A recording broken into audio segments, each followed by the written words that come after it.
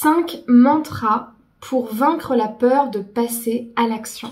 Bonjour à vous, j'espère que vous allez bien. Je suis très heureuse de vous retrouver dans cette nouvelle vidéo de la chaîne S'aimer plus, dans laquelle aujourd'hui je vais vous partager 5 mantras, 5 suggestions que vous pouvez justement vous répéter le matin ou dans la journée pour vaincre cette peur d'agir, de faire porter votre voix ou tout simplement de passer à l'action pour atteindre vos objectifs et réaliser ce qui vous tient à cœur.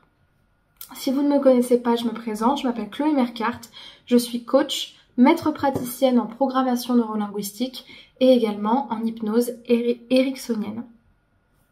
Mon but à travers ces vidéos, ce message, mes coachings, mes formations, c'est de vous accompagner à déployer votre puissance de transformation intérieure. Pour moi, une personne qui est capable de s'aimer elle-même, c'est une personne qui a le pouvoir d'être en paix avec les autres et de se créer une vie extraordinaire, de réellement écrire sa légende. Et moi, ça m'inspire de vous accompagner au quotidien depuis 2019 à réaliser ce qui vous tient vraiment à cœur. D'ailleurs, si vous n'êtes pas encore abonné à la chaîne YouTube, je vous invite à le faire maintenant en cliquant sur le bouton rouge s'abonner en bas à droite de cette vidéo et à bien activer la cloche des notifications pour recevoir toutes les prochaines vidéos le matin à 8 h et le samedi, les interviews de personnalités inspirantes. D'ailleurs, pour les femmes qui sont célibataires, qui veulent trouver l'amour et renforcer leur estime d'elles-mêmes, sachez que j'ai créé une formation offerte qui s'intitule « Incarner la femme sensationnelle, lumineuse et unique qui l'épousera » et justement qui vous permet à travers des outils de coaching de renforcer votre estime de vous dans le cadre des rencontres amoureuses. Donc pour la télécharger, allez dans la description, cliquez sur le deuxième lien, remplissez le formulaire et vous la recevrez directement par mail. Alors, le premier mantra pour vaincre la peur de passer à l'action, c'est évidemment le présupposé de la PNL qui dit qu'il n'y a pas d'échec, mais seulement du feedback. Pourquoi ? Parce que quand on a peur de passer à l'action, souvent, on a peur d'échouer. On a peur d'être jugé, on a peur de mal faire, on a peur de se tromper, on a peur d'être rejeté par les autres. En fait, on a peur de l'inconnu. Et quand on a peur de l'inconnu, c'est que bien souvent, on a peur que le fait d'avoir choisi d'agir nous mette dans une situation plus compliquée, plus complexe, plus challengeante que de ne rien faire du tout. Et d'une certaine manière, vous avez complètement raison, parce que quand on passe à l'action, on va forcément passer dans une zone d'inconfort. Nous, quand on est en formation, par exemple, on apprend et on réapprend tout le temps que pour apprendre, pour exceller, pour performer, pour grandir, il faut forcément passer par une zone d'inconfort. C'est pour ça que moi, dans mes vidéos, je vous dis très souvent, et en coaching aussi d'ailleurs, que la confusion est la porte d'entrée à la réorganisation des perceptions. Ça veut dire qu'en fait, vous pouvez pas avoir le beurre et l'argent du beurre. Vous pouvez pas agir, réussir et en même temps être complètement confiant, parfait, en train de performer dès la première fois. Ça n'arrive à personne, ça n'arrive jamais. Donc, au lieu d'avoir peur de l'échec et de ruminer pendant des années comment je vais faire pour ne pas échouer, partez du principe que vous allez échouer, mais qu'il n'y a pas d'échec à partir du moment où ce qu'on appelle l'échec, c'est simplement un retour d'expérience pour encore mieux agir derrière. Deuxièmement, petite chose pour se le rappeler, ça fait toujours du bien, tout le monde a échoué, tout le monde échoue et tout le monde échouera, y compris tes mentors, tes modèles et les personnes les plus inspirantes qui vous inspirent, que vous admirez dans la vie. Tout le monde. Il y a une phrase que j'aime beaucoup, que j'ai mis beaucoup de temps à comprendre, c'est ne comparez jamais la vitrine de quelqu'un avec votre arrière-boutique. Parce qu'en fait, vous savez pas ce qu'il y a dans l'arrière-boutique de la personne. Vous ne voyez que la vitrine. Vous ne voyez que le sourire, vous ne voyez que le maquillage, vous ne voyez que les vêtements. Vous savez pas que derrière la réussite, il y a des problèmes avec les impôts, par exemple, ou il y a plein d'autres problèmes qui arrivent. Mais des échecs et des réussites, et derrière les réussites, il y a parfois des échecs, et derrière les échecs, il y a des apprentissages. Donc, en fait, il vaut mieux, encore une fois, passer à l'action et apprendre en cours de route plutôt que d'attendre d'être parfait avant d'agir, parce que non seulement tout le monde sera passé devant vous, les gens, eux, ils auront appris, ils se seront positionnés, et en fait, tout ce que vous auriez appris sur le chemin, vous allez le perdre en temps. C'est un petit peu comme laisser 50 000 balles sur son compte en banque, ça sert à rien parce qu'avec l'inflation, vous perdez du pouvoir d'achat. C'est exactement la même chose. Petite réflexion personnelle. Troisième chose pour vaincre aussi la peur de passer à l'action, il n'y a d'échec que pour celui qui abandonne. L'échec, ce n'est qu'une stratégie de réussite à perfectionner, l'abandon, lui, est un choix. Pareil, très important, si vous avez peur de passer à l'action parce que vous avez peur d'échouer, rappelez-vous qu'il n'y a d'échec que pour celui qui décide que c'est un échec.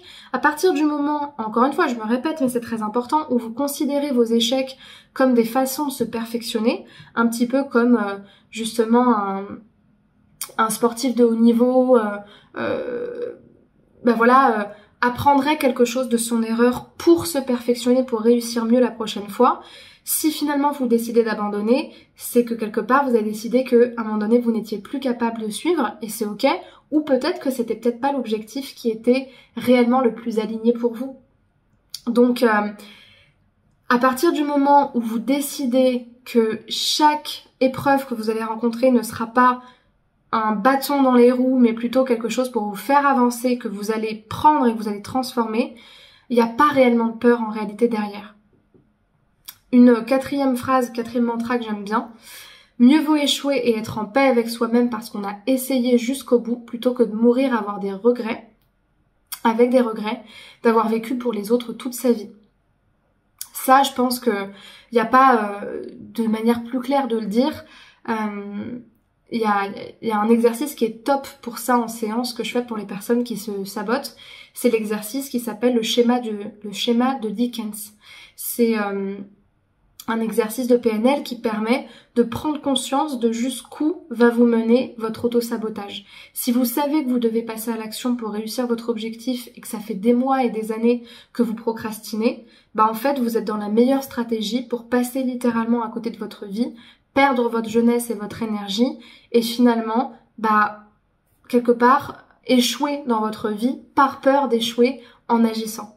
Donc, à vous de décider. Est-ce que vous prenez le chemin qui est difficile mais qui va vous faire avancer et qui va être challengeant, ou est-ce que vous ne faites rien pour être en sécurité dans vos habitudes et finalement mourir seul ou être passé complètement à côté de ce qui était important pour vous? J'en ai aussi un cinquième, c'est le fait de vous répéter et de vous dire que, en fait, quand vous y réfléchissez, il n'y a aucune raison de ne pas réussir si vous réussissez à sortir de votre zone de confort, vous apprenez à chaque échec, vous ne lâchez rien et que vous recommencez à chaque échec de la meilleure manière pour y parvenir. Si vous faites toutes ces choses-là, que vous apprenez de chaque échec et que finalement vous faites tout ce qui est en votre pouvoir pour y réussir, il n'y a aucune raison que vous ne parveniez pas à votre objectif, sauf si c'est quelque chose qui est extérieur à vous-même et dont vous n'êtes pas responsable.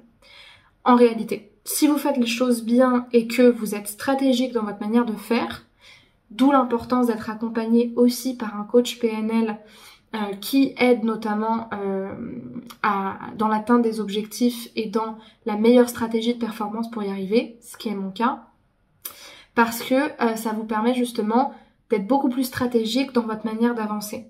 Mais en fait, à moins que ça vous regarde pas et que ce soit pas de votre responsabilité, il n'y a aucune raison que vous ne réussissiez pas.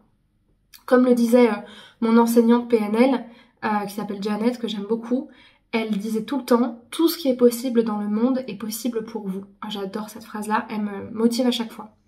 Et puis, je voulais quand même vous rappeler une dernière chose, pareil, qui est issue de la PNL, c'est que finalement, ce qu'on appelle la confiance, l'excellence, la performance, c'est juste une action avec de l'entraînement.